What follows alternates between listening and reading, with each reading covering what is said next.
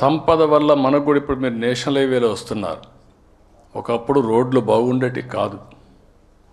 ఈరోజు రోడ్లన్నీ బాగున్నాయంటే దానికి కారణం ప్రైవేటు వ్యక్తులు ఆ రోడ్లు వేస్తున్నారు, యూజర్ ఛార్జెస్ పే చేస్తున్నాం. దీనివల్ల మన ఆరోగ్యం బాగుంది. అంత మునుపు అయితే నేను చాలాసార్లు చెప్పేవాడిని, మొన్నటి వరకు మన రోడ్లు కూడా అట్నే ఉన్నాయి. గ్రామీణ ప్రాంతాల్లో అసెంబ్లీలో మేము ఉపన్యాసాలు ఇచ్చేవాళ్ళం. పలాని రోడ్లో ఆడబిడ్డ ఎవరైనా డెలివరీ తీసుకపోతే హాస్పిటల్ తీసుకుపోయే మునిపే డెలివరీ అయిపోతుంది, అలాంటి రోడ్లు ఉన్నాయని చెప్పి ఉపన్యాసాలు ఇచ్చేవాళ్ళం.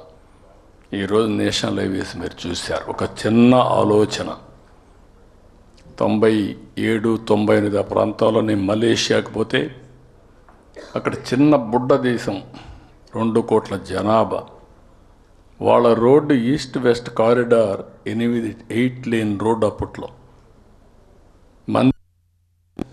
110 కోట్ల జనాభా, ఒక్క రోడ్డు లేదు. అప్పుడు ప్రధానమంత్రి గారు చెప్తే ఎట్లా చేయాలంటే ఒక్క రోడ్డు వేసి చూపిస్తా మీరు చూడమని నెల్లూరు నుంచి చెన్నై వరకు ఫస్ట్ రోడ్డు ప్రైవేట్ సెక్టర్లో మలేషియన్ కంపెనీ వేస్తే అక్కడి నుంచి ప్రారంభించి దేశం మొత్తం ఏది గోల్డెన్ క్వాడ్రిలేటరల్ రోడ్డు 5 ఏళ్లలో పూర్తయింది. శాశ్వతంగా ఆనాటి ప్రధానమంత్రి వాజ్పేయి గారిని గుర్తుపెట్టుకుంటాం. ఇది ఒక చరిత్ర. ఇలాంటి చాలా కార్యక్రమాలు జరిగాయి. దీనివల్ల కొంతవరకు అందరికీ లాభం జరిగిన, కొంతమంది బాగా డబ్బులు సంపాదించారు. అందుకని నేను ఆలోచించింది, సమాజం వల్ల మీరు పైకి వచ్చారు, తిరిగి సమాజానికి మీరు ఇవ్వండి.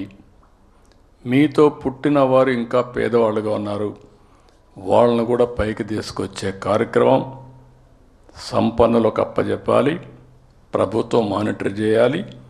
ఇది ఒక పాలసీ కింద తీసుకొచ్చి భవిష్యత్తులో ఈ రాష్ట్రంలో ఎవ్వరు కూడా పేదవాళ్ళు లేకుండా మొదటి ఫేజ్ 0 పావర్టీ, అక్కడి నుంచి మెరుగైన జీవన ప్రమాణాలు,